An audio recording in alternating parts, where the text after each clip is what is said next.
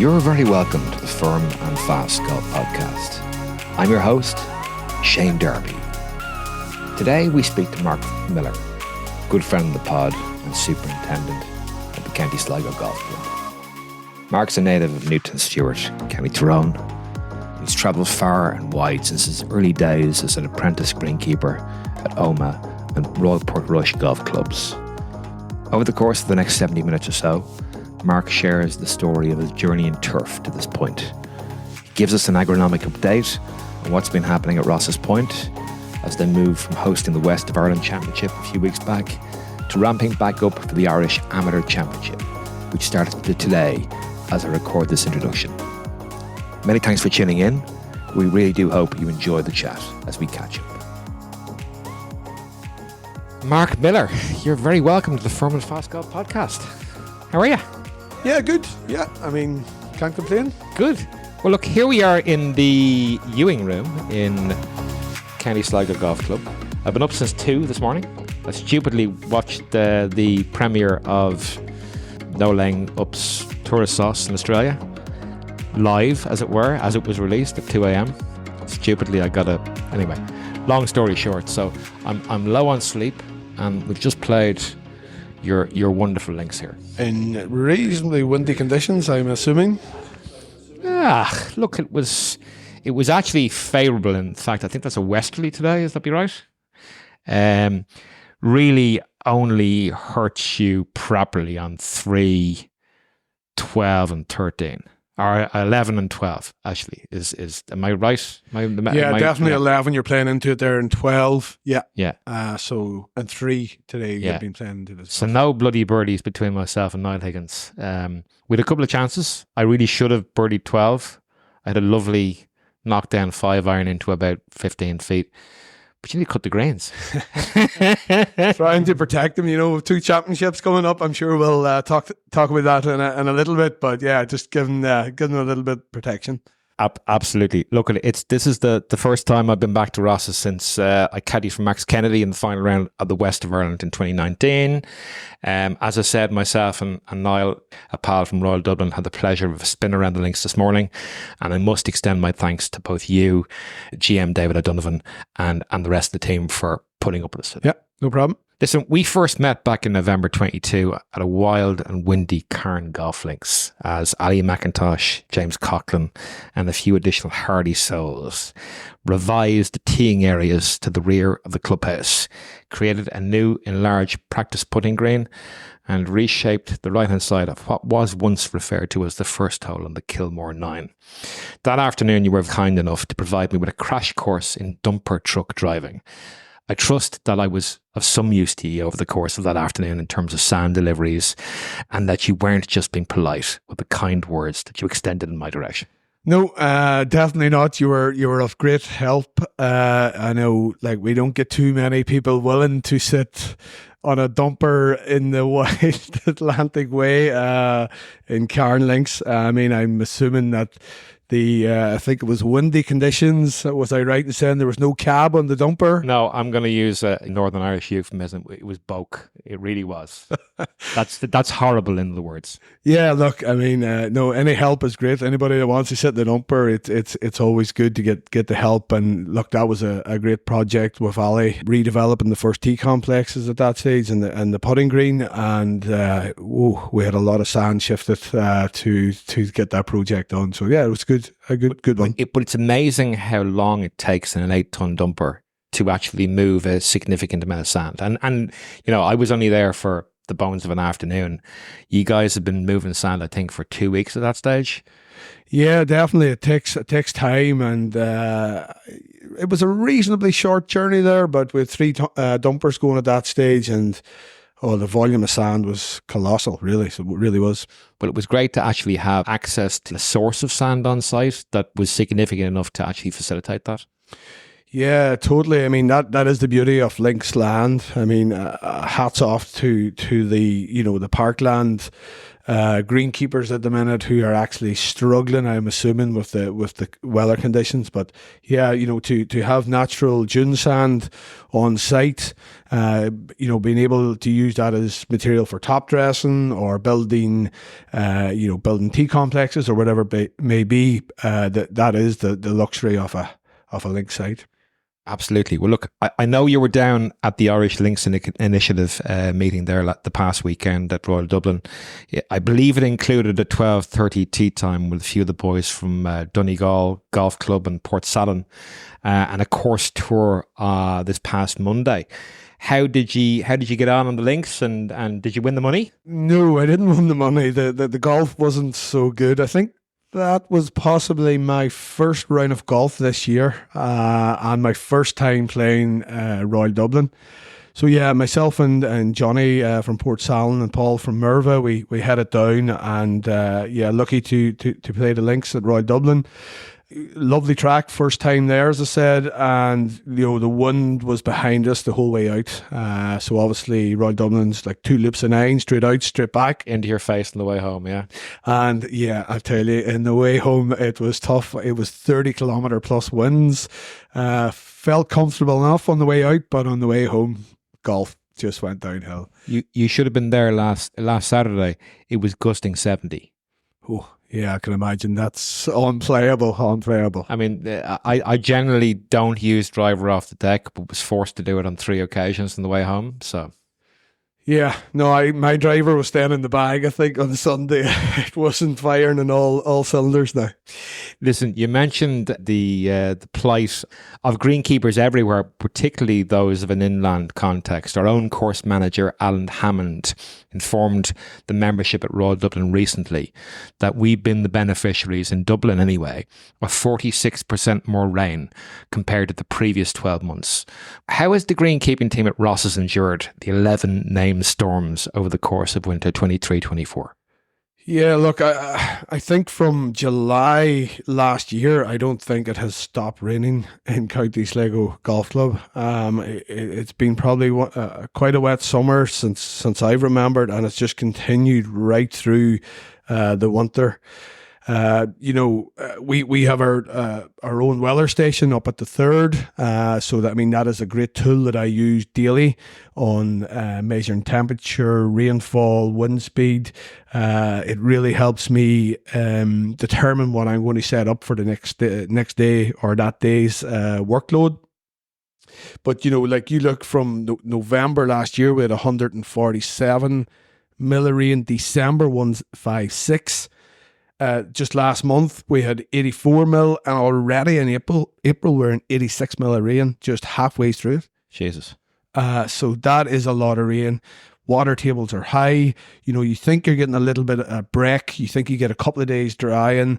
The water table drops a little bit, but suddenly overnight you have 11, 12 mil of rain, and it's just straight back to square one. So yeah, it's been a tough winter for the greenkeeping crew to actually try and maintain the links. We the members here are they love getting out playing golf here. I mean, they're 365 day, all year round, and that can be a challenge on traffic management.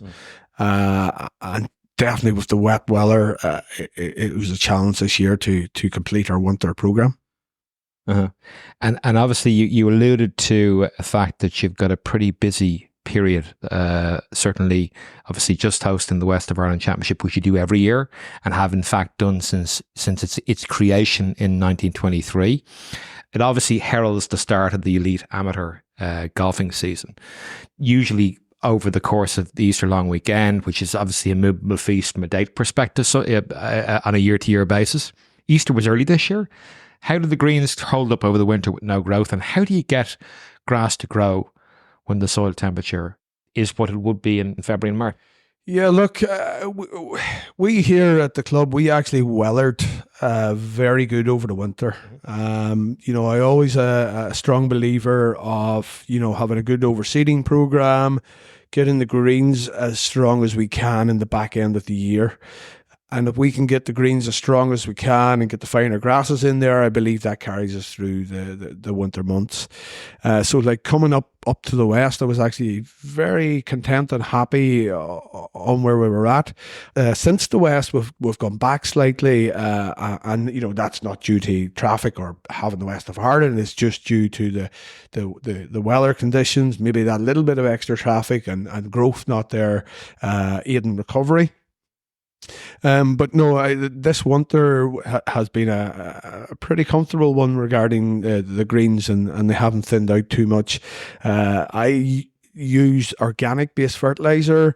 I believe by feeding the soil and letting the natural soil do its own thing, really helps the ground conditions here, helps the grass grow, helps the finer grasses, and that helps us, through the winter. No, for sure. The club celebrates 130 years since its formation this year. As a result of that, County Sligo have been honoured with also hosting the Irish Amateur, which is, I think, the week after next. Yeah, it's all rolling into one, but yeah, we're a couple of weeks out. So peaking twice in the space of 4 to 6 weeks so early in the season must be pretty stressful. Yeah, it is. It is. I suppose any championship carries a certain bit of stress. I would call it more of a challenge than actually, getting stressed out. Again, we were in really good shape coming up to Easter and being an early Easter, but we use fairway protection here throughout the winter. I was happy where we're at coming into the West, but I think it's actually more of a challenge now coming into the Irish Am, and obviously that extra bit of traffic starting through the start of the year, and growth is still not there. Temperatures is low, soil temperatures is low. We're just not firing in all cylinders the way we should. But traditionally, we've been finding that really greenkeepers, we've been finding that over the last number of years that springs are colder, and now springs have been drier. This one's started off wet, but it is a lot more of a challenge to get the golf course ready for the start of the season. And we all last week watched Augusta in the TV, and sometimes that doesn't help the situation a little bit. We what is it, Augusta fever? So yeah, look, it is always a challenge, but look, good greenkeeping crew here. We knuckle down and get the job done, and I can assure you we'll be ready for the Irish Am too. So you overseeded 2 weeks ago, and I noticed you were spraying something in the fairways today. So you seem to got pretty good strike on the overseed. Yeah, the seed has just popped there, so getting a good strike in that. We went with a dimple seeder, so there's a couple of different techniques we use here at the club to overseed greens. So one would be a pot planting technique where you kind of punch a bigger hole, where because of the two championships so close, I felt that I could only go with a dimple seeder, which recovers quicker.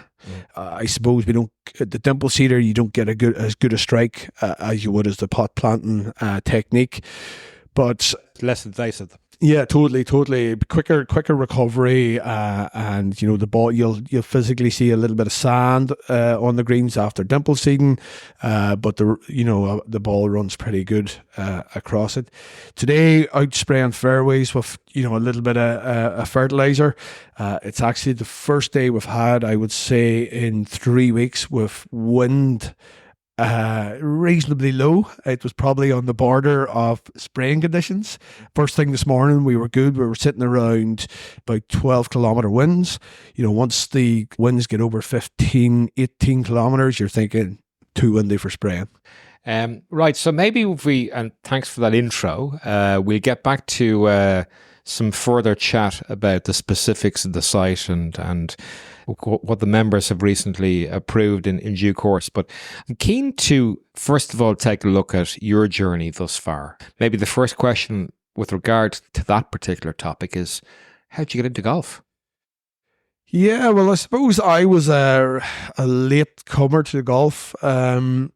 was 14, probably 14 years old before I got into golf, and it was actually my uncle who would have played a lot of golf, and it was something, I tried. I said, look, I would like to go out with you, and he took me out playing golf. He bought me my first set of golf clubs, and I suppose the rest is history. Newton Stewart Golf Club was the place where I learned to play golf. And I guess moving on to that was where I got my interest in greenkeeping, was actually going as a young chap going out to the golf course and seeing the greenkeepers run about in their mowers and their, and thinking, that looks like a nice job. So I guess that's really where the interest came from. Okay. So I believe you commenced your apprenticeship at Omagh Golf Club. Yeah, County Tyrone. That's correct. County Tyrone, Omagh. Yeah, a young 16-year-old heading to Omagh. Would you believe it? Obviously, I didn't have my license at that stage. I stood out on the road and put a thumb out, and I thumbed my way to Omagh every morning for the first 6 months. And ever late? No, never late. It's interesting, I mean, if there's a will, there's a way. You get to know lorry drivers. You would see the lorry driver go past. He would stop with you, and that lorry driver's, sure to go past every couple of days, and he'll give you a lift. At that time, I think we're starting around 7 o'clock, so I could have been out on the road from 5:30 trying to get to Omagh for a 7 o'clock start, and then only a 15-20 minute journey, But look, there's a will, there's a way. You just get on with what you got to do. For sure, and you completed your apprenticeship at one of the grand old ladies of Irish golf at Royal Portrush.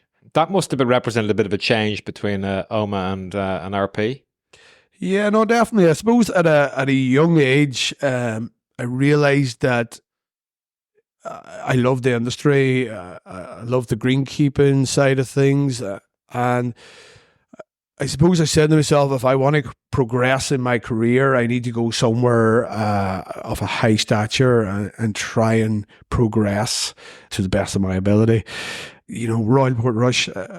Really, really good place. Learnt a lot in Royal Portrush, and obviously moving from a parkland to links ground, completely, flipping the chart, two different animals. But a really, really good place to work.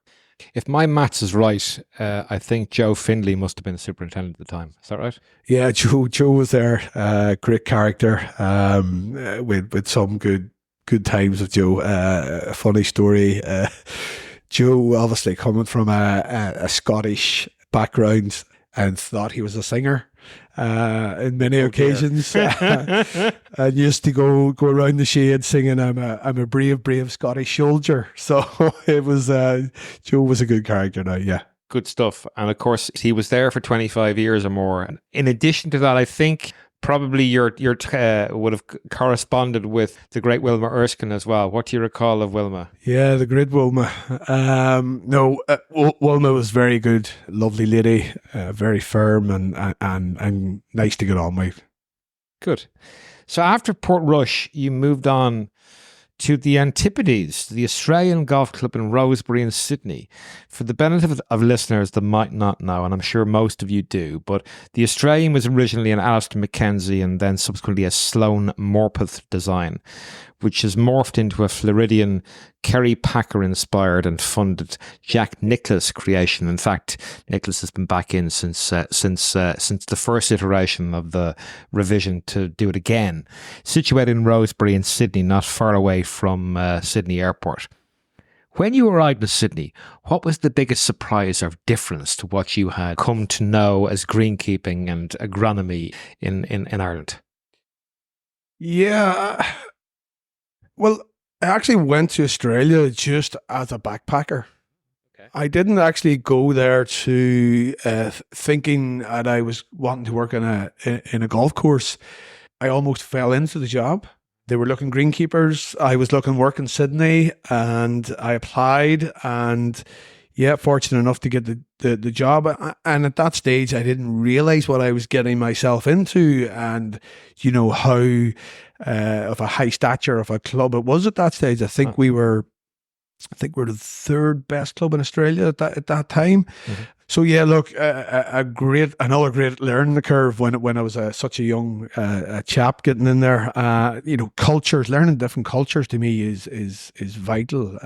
Seeing different styles of greenkeeping techniques. Obviously, warm season grasses we were working out there, irrigation, the amount of water that's needed. Yeah, look, just different cultures and I would recommend that for any young greenkeeper willing to progress their career is try and travel, try and see what's out there.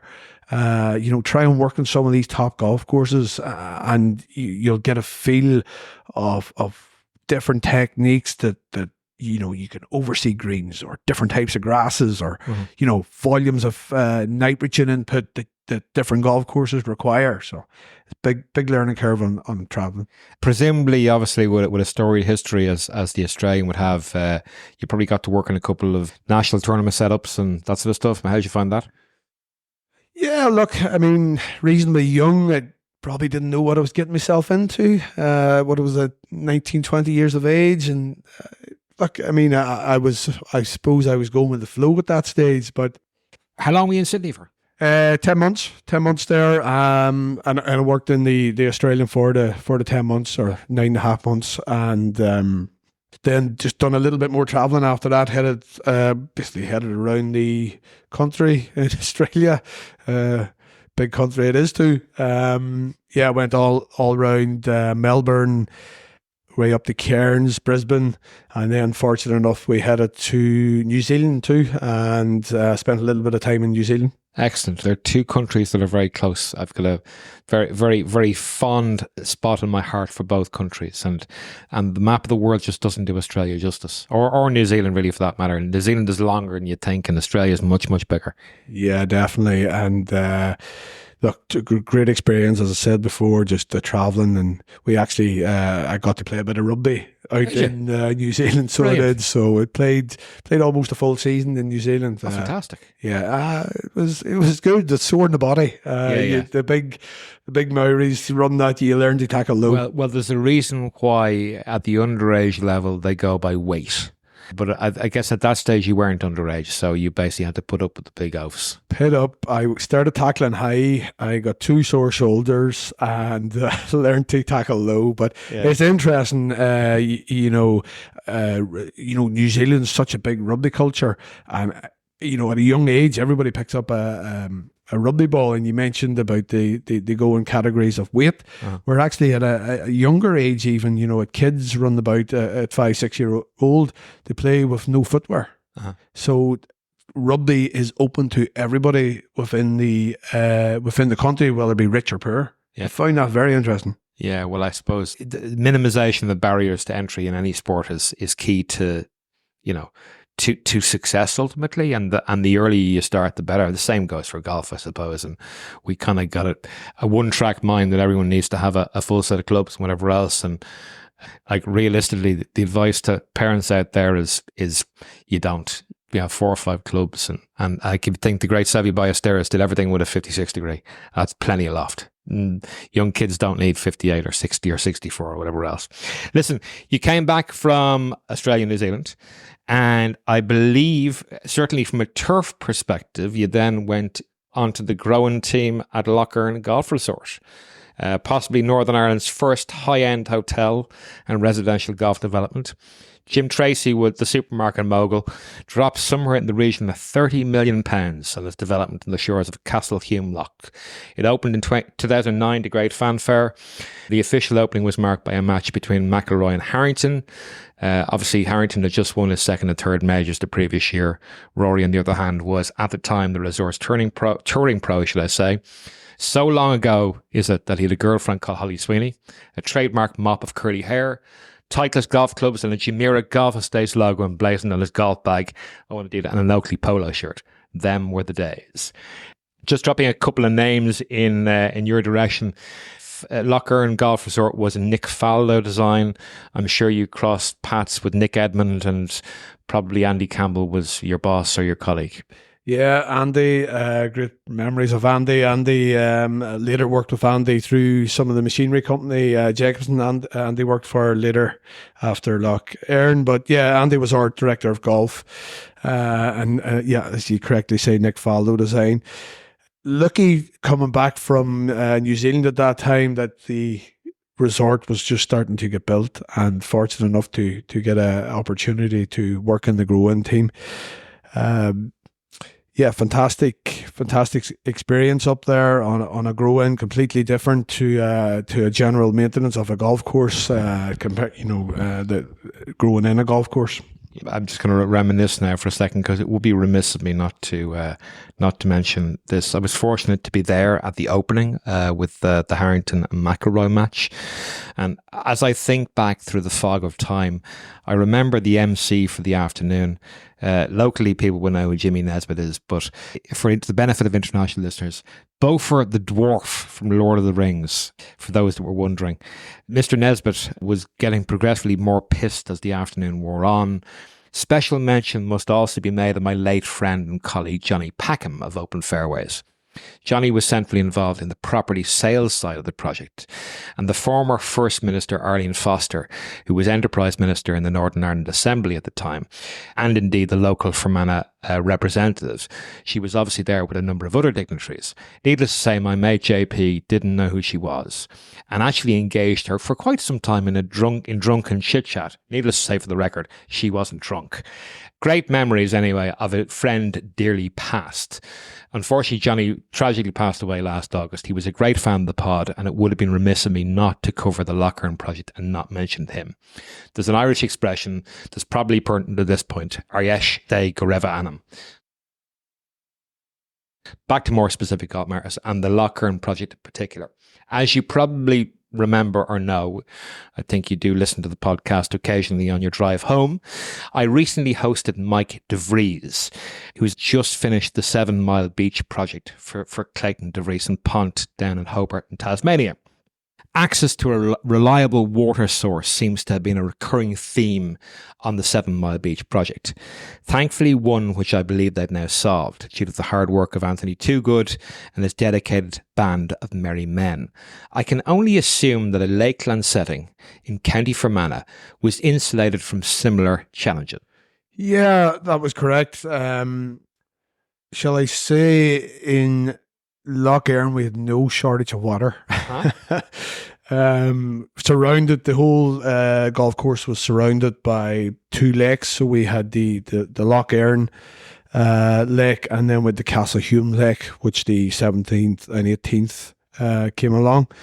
But yeah, look, I mean, Loch Earn, Fermanagh, high rainfall, lake beside us,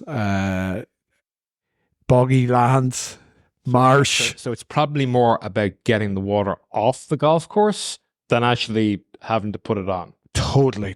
I mean, it's the Loch Earn Golf Resort was a fully drained from top to bottom. Mm-hmm. It was a big challenge with the wetland.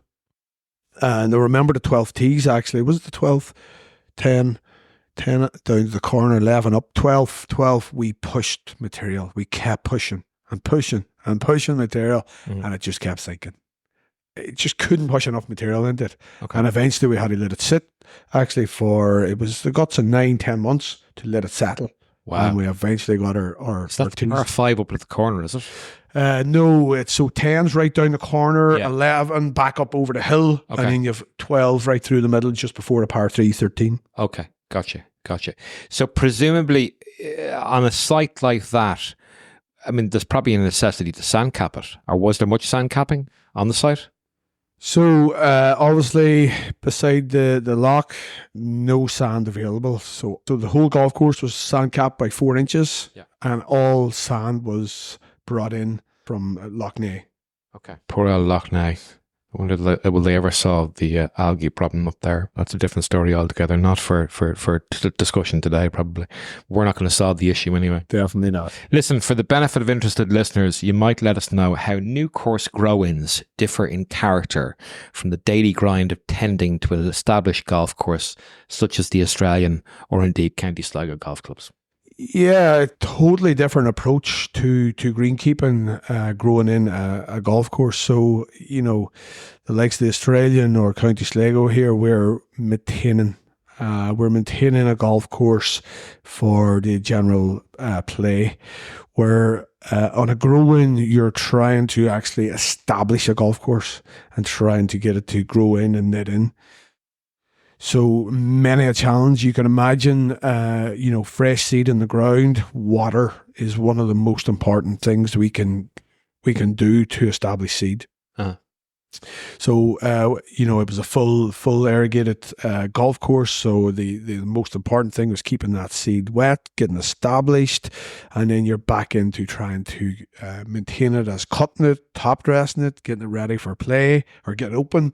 Totally two different animals if you want. Okay, but needless to say, you got there, and no sooner had Lochern Resort opened that you were off to warmer climes again. Represented by Rocco Forte's Verdura Resort in Sicily, of all places. 45 holes of Kyle Phillips' design, of course. How did a pasty-faced Irishman fare over in Sicily? Not great. Not great. I recall, I think it was about August, I landed in Sicily. It sounds warm. Yeah. We landed to a heat wave out there. And it was around the 39, 40, 41 degrees. So you can imagine white legs, loads of sun cream, and typical Paddy stuck out in the middle of we were still growing in the golf course, so we were still trying to get it ready. Standing in the middle of the 18th fairway at 2:00 when all the local Sicilians are away having a siesta. Typical Paddy man out getting sunburns and sun cream lagered on. So presumably with the heat profile down there, the temperature profile, there wasn't any fine leaf grasses in sight. No, it was actually a weird project. It was a Kyle Phillips designed golf course, and Kyle at that stage wanted ryegrass tees, which was very surprising. In the warm climate, because ryegrass would struggles under heat stress. Needlessly say, we did change that over to Bermuda grasses, but there was some finer leaf grasses, if you want, maybe not your fescues, but there was we were actually running the greens on A4 bent grass greens as well. Not so much of a challenge. The bent grass, it's very heat resistant. We managed it pretty good. That's GM modified, isn't it? Pen A4, is it? Yeah, that's right. Yeah, actually, which I think they put into Carton House, both in the Amira and Montgomery, if I'm right. Actually, as a complete aside, have you come across Pure Distinction? No, not yet. No, unbelievable. Wouldn't quite be useful for the vagaries of the North Atlantic and the side here, but I put it on some Pure Distinction greens down in Victoria in Melbourne back in January 2020. One of the best putting surfaces I've ever come across in my life in terms of sports tour performance. It's quality. Yeah, no, I have heard some good feedback from it. All right. So, how would you characterize golf in Italy and indeed Sicily back in 2009? Really, back in 2009, golf did pretty much not exist in Sicily. I think there was maybe 2 or 3 established golf courses at that time on the other side of the island. And then there was a new resort close to Syracuse, which was near Catania. It had just opened, and then Sirocco built the Verdura Golf Resort. So I think it was something that that golf was, they were trying to enhance golf within Sicily and Italy. I remember the golf operations actually. Well, never mind the golf operations. The greenkeeping crew, when we landed, we had 24 unskilled lads having to learn the basics of greenkeeping, and bearing in mind, Paddy, no Italian. Subtitles. Yeah. It's bad enough getting subtitles with the Northern Irish, never mind Italian as well. I'm sure you made yourself understood. But the golf operations team were in the same boat as us, so no experience in golf whatsoever. There was a lad there, Roberto, his name was. Funny story, he's actually in Dubai now. So didn't know anything about golf. Didn't even know what the white thing was called. It was a ball, but didn't know it was a golf ball type thing. And he took an interest in golf, and within 2.5-3 years, he turned pro. Wow. After not picking up a club, and he's now a head pro in one of the courses in Dubai. I'm not sure which one it is. That's amazing. Yeah. So presumably you ate well, and obviously you're here now, so you didn't join the mafia. No, but mafia was active. You would see them on a daily basis. They were actually involved within the resort as well, in a lower key. But the food was fantastic. Loved. Always got invited by the workforce, the staff, and I loved going around to their houses because, my God, the pasta, the pizzas, everything was just freshly made. And how did your Italian progress? Good. Yeah, I can hold a conversation. Impressive. Yeah, not bad. Very good at understanding the language. Maybe not so good getting it back out through, getting it back out again. But no, I after my time there, I'm comfortable now. I could go to Italy and order a Vino Rosso quite easy. Nice one. Grazie mille.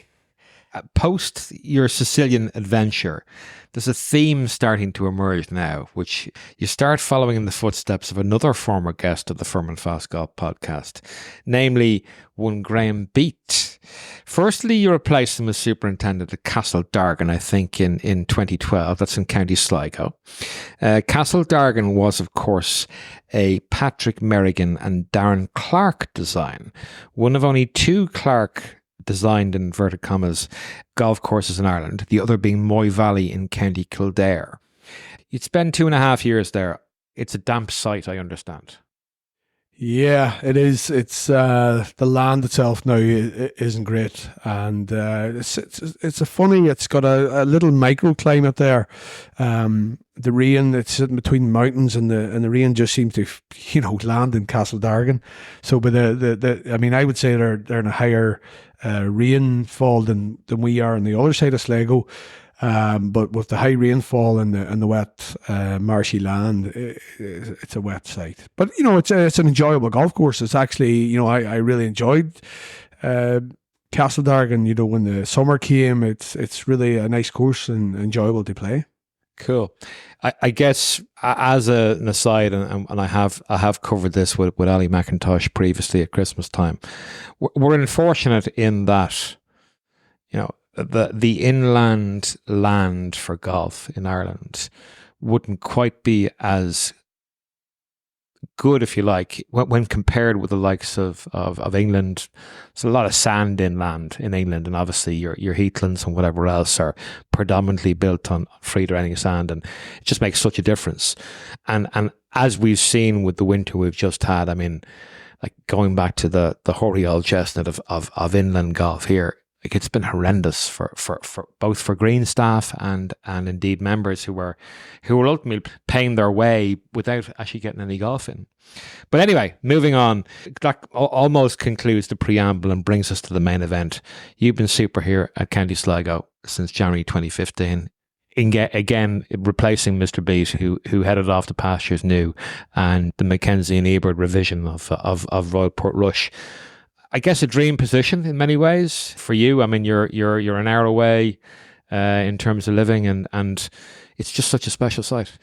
Yeah, no, totally. I suppose Graham would need to watch out. I mean, maybe Royal Portrush could be next on countdown music. Boom. But yeah, look, a dream job, really. Such a fantastic site, and what a golf club and golf course. I suppose I really learned from Royal Portrush that links was my passion. It's really where I wanted to be.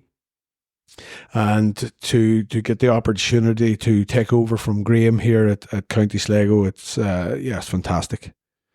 So just maybe a little bit about the site at Ross's. As I mentioned, I had the pleasure of playing the course today, and it's a tribute to yourself and the guys. It's a majestic setting of some 300 acres, surrounded by the North Atlantic, the sandy coastline of Drumcliff Bay, the majestic Ben Bulben, which was shrouded in a veil of mist for most of the day, and the Ox Mountains. I mean, sunrise and sunset must be spectacular when the weather's right. Oh, unbelievable. I mean, out at the 12th is probably one of my favourite places on the golf course. I mean, the sunset there is amazing. And even here, coming out just above us at the 3rd, just out from the clubhouse, when the sun's setting there over the watch house at the back of the 3rd, it's unbelievable. Yeah, the one thing that I was reminded of today was the variety that's inherent in the topography of the site. So you've hillside, you've elevation changes, ski jump tee shots, classic lowland links, cliff top, and back up that 17th of yours, index 2, beg your pardon. It's a 4.5 if ever there was one.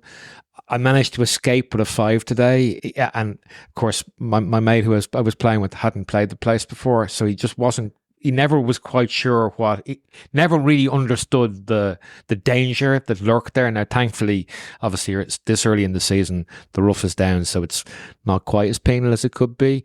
Like, I knew not to go long. Beckham went long, but I did get up and down. So that's the main thing. I would be very tough. I hit my 3rd through the green. That's a different story. Just wondering what challenges the site-specific elevation changes presents you and the links team.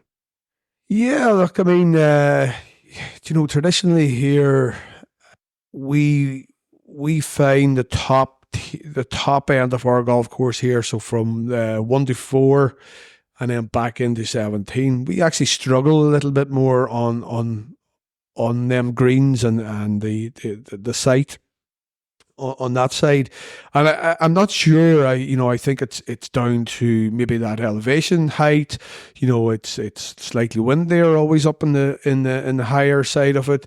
But we do struggle on them greens to actually maintain good grass coverage and good quality finer grasses. Where once you get down over the hill on 5 and ski jump, the climate just seems a little bit different and a little bit easier to look after the greens down there.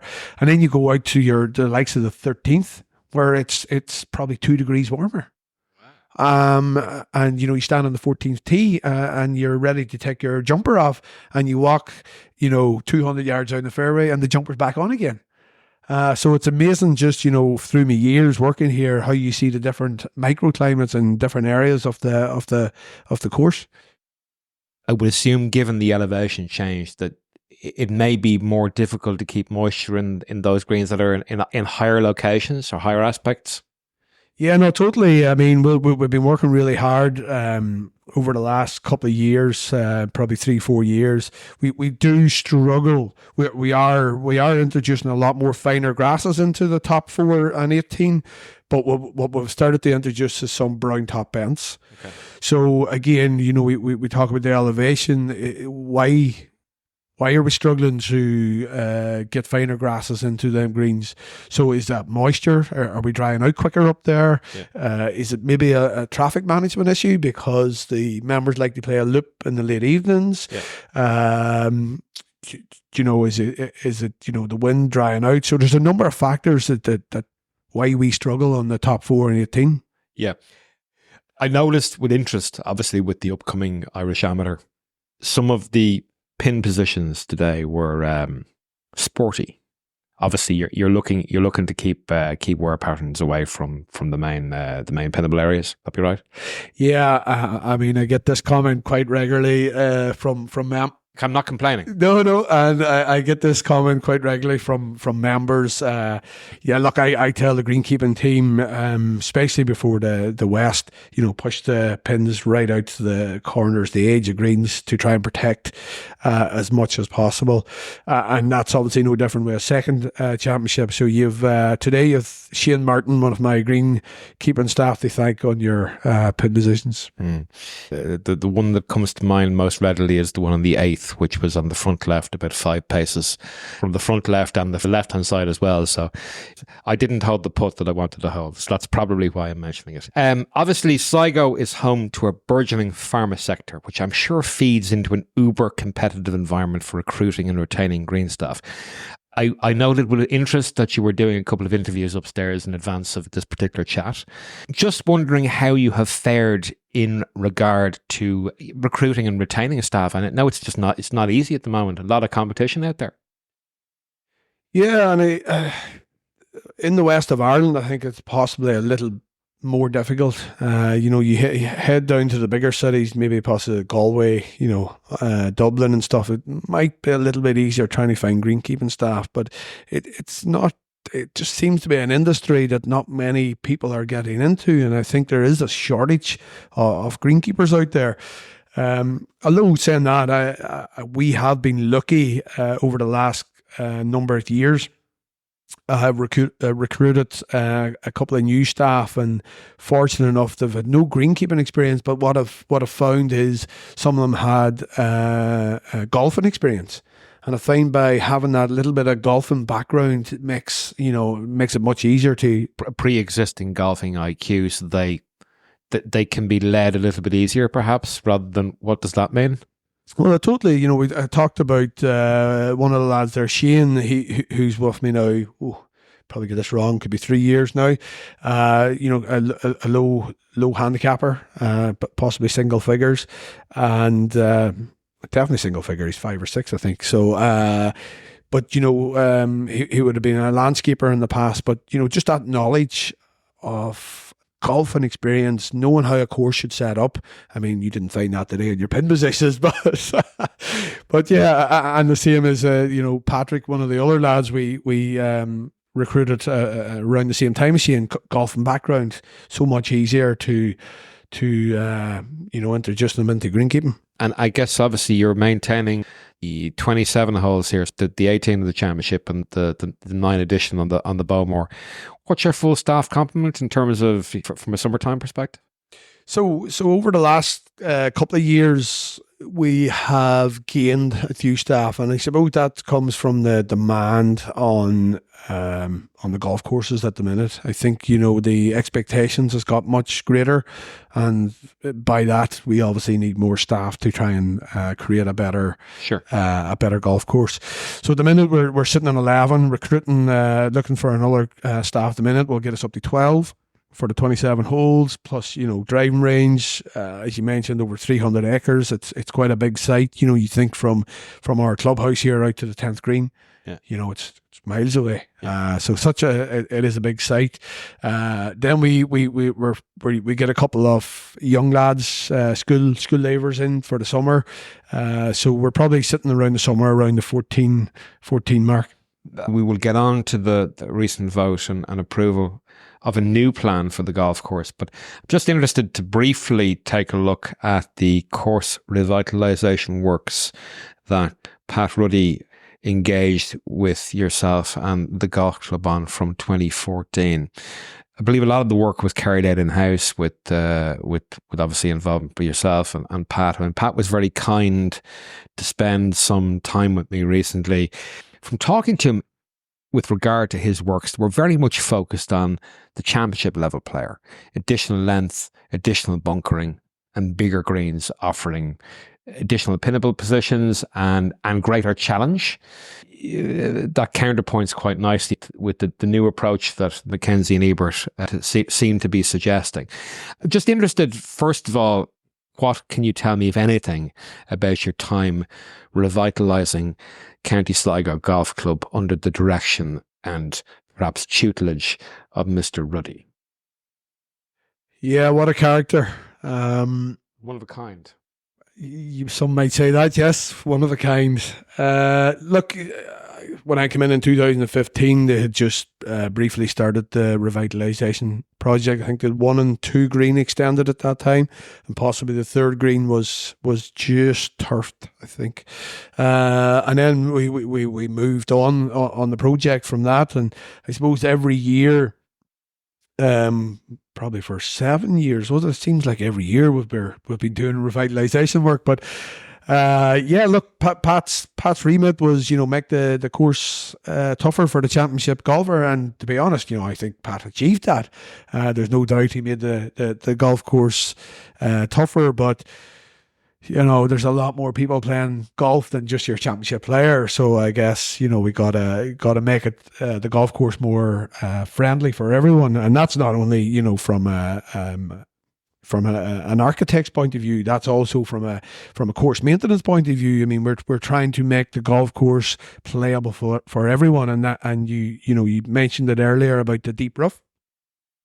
So every summer or every winter, we cut down the deep rough, scarify it, collect, and that's all prep for the season ahead, to help make our golf course more playable friendly. Mm-hmm. So. Just moving on to more recent times, I believe a few weeks ago, the membership of County Sligo endorsed a new Mackenzie and Ebert master plan for the championship links at County Sligo. What can you tell us about the process they undertook, perhaps the engagement with members, and what broadly visitors and members can expect over the coming years? Yeah, look, I mean, I think it's exciting times for the club again, as was Pat Ruddy's revitalisation project as well, but I suppose Mackenzie and Ebert are going down a slightly different plan than what Pat's would have been. Look, time will tell to see how things developed. There's a lot, there's some closure of bunkers that we could possibly do in house. There's obviously a lot more. Bigger scale of work involved in a lot of the projects.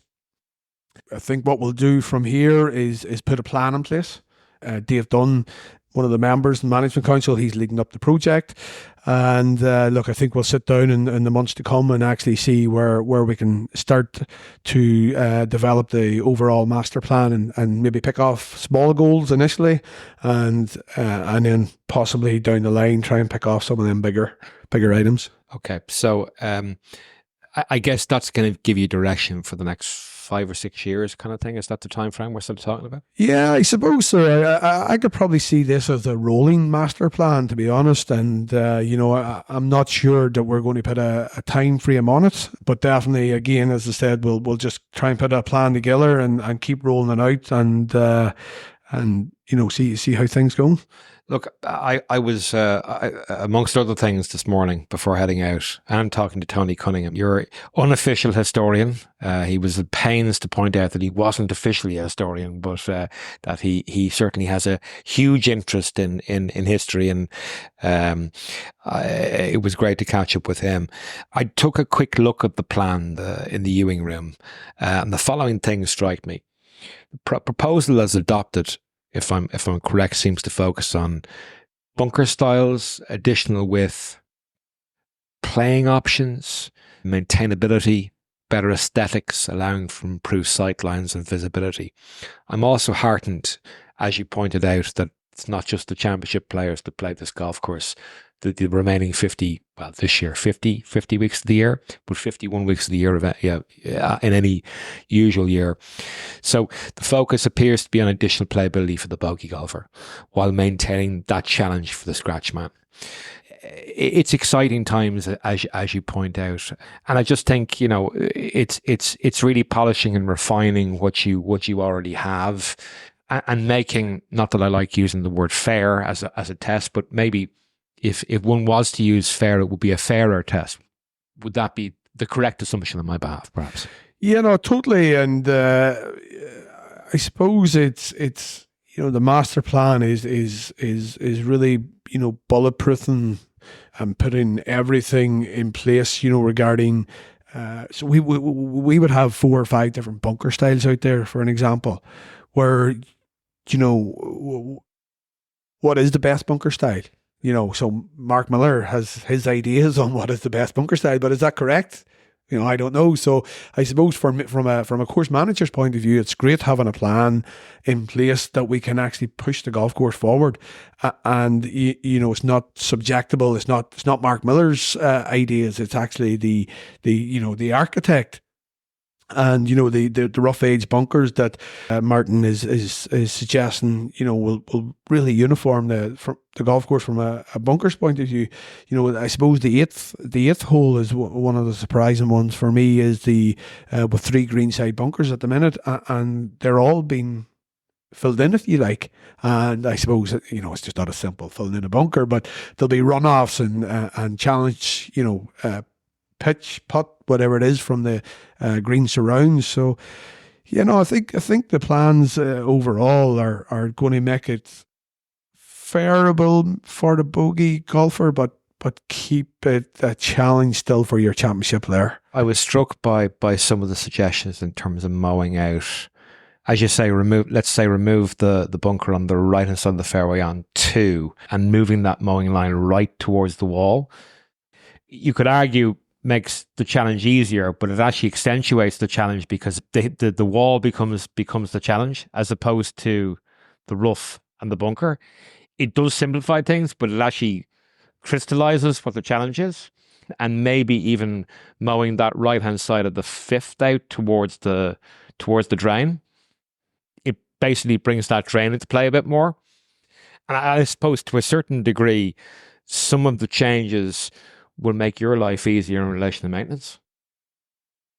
Yeah, no, totally agree. I think they will. The bunkers in any golf course is a high maintenance cost, I suppose, and time for the greenkeeping staff. So trying to uniform them, and I think at the minute we've around 98 bunkers.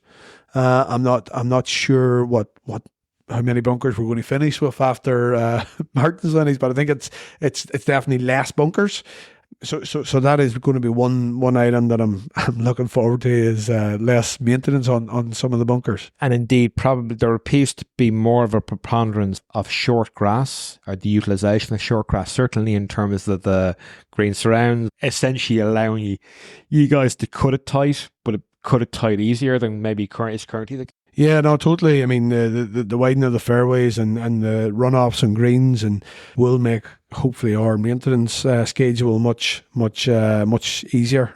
Maybe not the seeding schedule; we might have more area to seed, but the actual maintenance cutting side of it might. Yeah. Do you envisage any having to augment the current irrigation system with any of the changes in relation to, because you're essentially potentially going to have more fairway space, or more fairway space to irrigate, I suppose?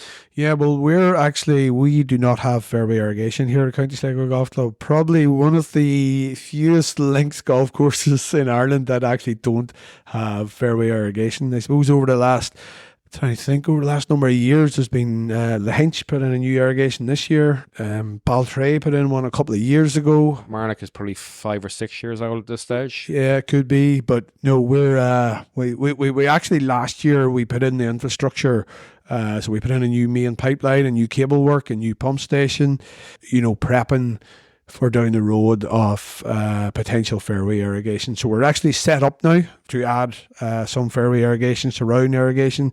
So I think that is the next step, I suppose, to try and develop the links, because people see an irrigation system as a thing to water, grass, where I use it as a tool to keep grass alive. Keep grass alive. We can still let the grass burn. We can still let it go yellow. We can still let it do its own natural thing. But when grass gets to that point, that permanent wilting point, it needs water, like you do, like I do. So definitely, that's a thing that we'll be looking to progress in the next few years, I'm sure. Yeah, I mean, look, I guess I've got a couple of probably stupid questions, maybe not pertaining to County Sligo. A mate of mine played Royal County Down recently over the past few weeks, and he mentioned to me that the Lynx team had cored the greens up in Newcastle probably 2 weeks ago. This would usually be where I gratuitously drop his name into the recording. However, for once I will refrain from name dropping. He knows who he is. The well-travelled divil. I will say that an invite would be appreciated from this listener to his second course on the North Coast in return for preserving his anonymity. Anyway, said mate used the term Paul fork to describe the job that had been carried out in the greens at Newcastle. I guess, first of all, is that the correct, I mean, please excuse my undoubted ignorance, but I'm just wondering if that was the correct use of language. Paul fork, coring, vertidraining, tining, solid and hollow. The correct nomenclature would be... No, it's not a term that I would be using. It's not a term that I would learnt at my university college days. It is a thing, possibly if we look, back in history, it might have been something that it was called back in history. I'm not sure, but nowadays we use the terms vertidraining or tining or punching greens. Or coring. Coring's a different technique. Coring we is classified as removing cores. So you're removing organic matter, where a punching, vertidraining, tining would be seen as punching a tine in, creating a hole for airspace. So it's slightly two different, or solid tining. Okay. Yeah. So I'm assuming that RCD are doing that this early because obviously they're hosting the Irish Open in September, when perhaps potentially they would have done that in the natural course of a year. Yeah, it could be. I mean, I suppose it depends actually what technique they were doing. Possibly they were just punching and seeding, or were they actually removing cores and hollow core? I'm not sure. They have to hollow core. There's probably a good top dressing program happening up there, so I'm sure the organic matter it would be quite low. But like I do know, the guys up there, I'm sure, had a busy winter. They've also put in a new irrigation system this year, so they had. And I think by all means, it's been a busy winter for them. And then prepping for the Irish Open, which will be September? September at some point, yeah. September at some point. So looking forward to that. And just wondering what your preferred approach here at County Sligo is to aeration and thatch removal on an annual basis. Yes, so we do not do very much thatch removal. So what we do, we have a good top dressing program. So we'll probably stick in on about 150 ton of sand every year. And by a good top dressing program, that will dilute your organic matter. So I actually just got my soil samples back yesterday, and our organic matter sitting about 3.9 on the top 20 mil, and that's a reasonably good low organic matter.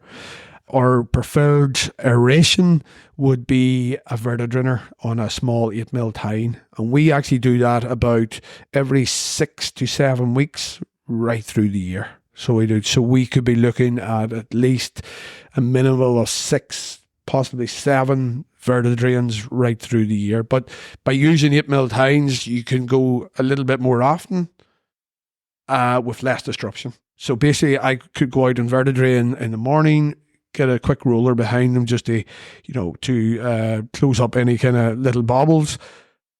And most average golfer wouldn't actually know I was on the greens.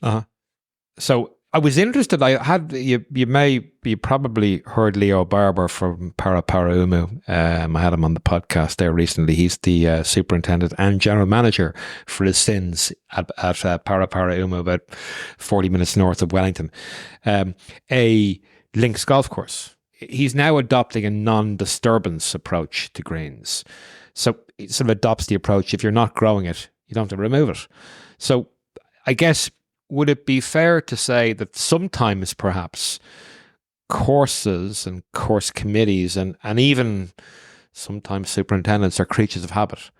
We do it every year, therefore we keep doing it. Or maybe it's not one to throw ST right on the bus, but maybe it's the consultant agronomists that are prescribing it. Yeah, I suppose there's maybe a small element of that, but we were down at Royal Dublin there just past on Sunday through the Irish Links Initiative, and I really think that is a a good platform for greenkeepers to learn and actually see what's happening out on all their golf courses. And I think, in the links theme throughout the last number of years, definitely that less disturbance is more, if you like. The finer grasses, the fescue doesn't like the disturbance, so less scarification and less disruption on it. The less that we can do to the surface, the better the surface is almost going to be. But then you go into your likes of your parkland golf course where they're growing different types of grasses. So you mentioned the creeping bent grass earlier, where actually it will produce organic matter, and by not having a good top dressing program and diluting it, then you've no other option. You got to remove it. So, but definitely through the last number of years, the links courses in Ireland definitely were less disruption on the green. Which, I mean, obviously the membership, the golfers are thinking, great, this is great, less pull forking. Look, the what do you call further it? draining. The members are only happy when they're moaning. Like, so this time of year is the greens don't look like they should look. Then it's going to be, it warms up a bit and there's moisture on the ground and the rough's too long. And then they're going to be moaning about, it's cyclical. Yeah, look, I don't get too annoyed in it. We've got here at County Sligo, I'm sure it's no difference in any other golf course, but we've over 1,000 members, and 1,000 members of opinions. I don't read into it too much. I just, knuckle down and try and do the best that I can to the best of my ability. But in terms of your updates, and you seem to use video updates to members quite a bit in terms of communicating with members in relation to what you're doing, keeping them up to date and the goings on around the course. What inspired you to start the video updates, and are you at that long? Well, I started the videos, and I think I need subtitles on the videos as well. But anyway, look, I think that's the modern people. Okay, we might, I suppose we're still an age in membership here, but I think just the modern way is now we don't read no more. People don't read. I'm not a great reader, but I just think people will quicker watch a video than actually reading an essay on course updates. So phones out, few videos, few bits of editing, and just bang it out. And I just feel the members have more likelihood of watching that video than actually reading something. And did they engage with it and find it useful? Yeah, no, totally. Even floating around the clubhouse there today, and there was a video sent out today at lunchtime, and great video, and feedback seems to be good. And some people are like, keep up the videos, but you got to be careful as well, because sometimes you can overdo it and have too much videos. So it's trying to find that balance of but I just try and do videos that I know it's going to be important. And you've probably seen a few stakes out there through the golf course. So what happens at the minute where golfers will take shortcuts through the deep roughs off tee boxes or from green to tees. So, I put a few stakes and ropes up there to try and get some definition into the deep roughs. So again, that's a bit of communication I'll put in the video, and explaining the reason behind what we're doing out there, overseeing greens, how we're getting on. So it's just, look, I find it a good way of actually getting feedback to members. But we all know, like, some people don't want to know anything. They'll go out there and complain no matter what.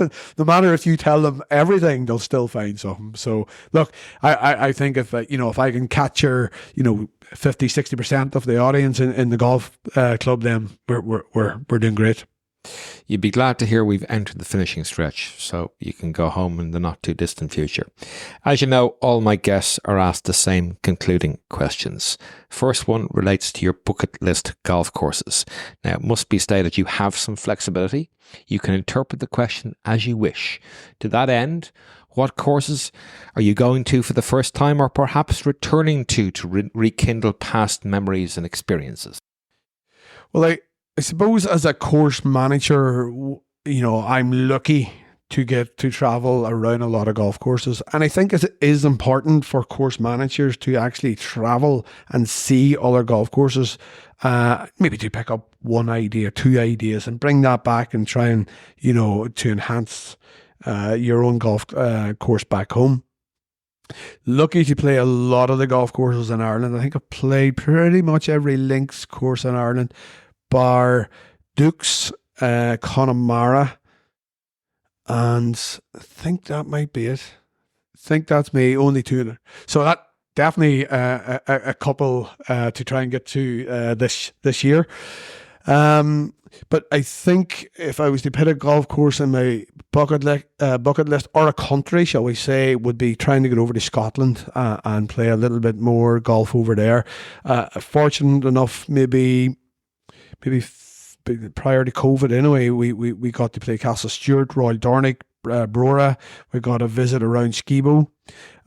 So somewhere maybe I mean surely everybody's bucket list is a St Andrews visit. So that would be one. Kings Barnes probably another. Carnoustie. So yeah, look, there'll be some of the courses that I would definitely like to go over and get to see. I mean, one of my favourite courses that I definitely try and get a spin out every year is Royal Portrush. Probably one of my most favourite courses of them all, and maybe I have a soft spot for that previously working there, but I'll definitely be back there this year, hopefully, if Graham allows me a spin around it. Well, he's a good lad. Listen, the final question relates to golf book recommendations. You've already said to me you're not a big reader, so if you want to substitute golf book recommendations with podcast recommendations, please feel free to do so. Well, yeah, look, not a big reader, and actually one of my mates, I think it was Loch Earn. When I left Loch Earn, they bought me a book, and it was Practical Greenkeeping by Jim Arthur. Well, you're in good company there, because Leo Barber also selected that in the last episode. So if people have been thinking about purchasing that, my understanding, the last time I checked, and certainly where I got it, is you can buy that in the RNA online bookstore. I think it's about £20 or £25 if memory serves. So in addition to Mr. Arthur's treatise on sustainable greenkeeping, which very much harkens back to the traditional way of greenkeeping, particularly in relation to low input, don't overdo anything, just keep the plant nice and lean and mean and performing well. So if you're not going to pick any more books, let's say, give us 2 golf podcasts that you would recommend. Well, now surely there's one that I have to mention here, is there? You don't, because whoever's listening is already listening to this, so that's kind of a moot point. But thank you for suggesting that. Yes, the golf Badgers, the Badgers. Sam. Yeah, look, love listening to that. That would be my one of my go-to podcasts, definitely. Golf related podcasts after that. Anything really that's going, anything that's of interest. I've listened to a couple of podcasts that Martin Ebert has been on. I actually can't remember who would have been. Cookie jar, cookie jar. Yeah, a lot of cookie jars. Yeah. So yeah, they'll be my go-to podcast. There. Perfect. Well, listen, Mark. All that's left is to thank you and the team here at County Sligo for your time today, your hospitality, and the great welcome that was afforded to us. I heartily recommend the inclusion of County Sligo Golf Club on any West of Ireland golfing sojourn, or indeed consideration set. It undoubtedly pairs very well with the likes of Strandhill, Enniscrone, and the mighty dunes of Carn. You know what? That's not a bad trip. Just as well as that's what's on the agenda for the next few days. Listen, the West is awake, and despite what Cromwell said, it isn't hellish down here. Thanks a million, Mark. Go easy. Thanks very much.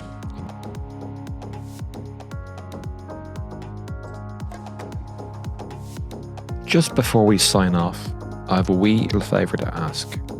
If you're enjoying the show, it would be great if you could give it a star rating and maybe even a written review on your particular podcast platform of choice. It really makes a difference and would be very much appreciated. Many thanks for considering the request. Until the next time, Happy golfing.